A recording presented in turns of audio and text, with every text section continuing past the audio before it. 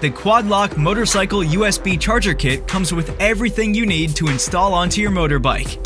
Inside the box, we have the Quad Lock USB charger with 1.5 meter cable to SAE and SAE battery to terminal cable. To install the USB charger, you'll need to gain access to the battery on your motorbike by removing the seat and/or fairings. If you don't have an SAE connection, you'll need to start by connecting the ring terminals directly to the battery, making sure you connect the correct wire to the correct terminal. Then, mount the USB charger to your quad lock mount and work by routing the cable back towards the battery on your motorbike. It's best to follow an existing wire path back to the battery. Be sure to keep clear of any exhaust or moving components that may interfere or damage the cable. Once you have successfully threaded the cable back to the battery, connect the SAE plug to the SAE adapter and coil up any excess cable. Secure the USB charger cable to the existing cable line and perform a lock-to-lock to ensure there's no interference.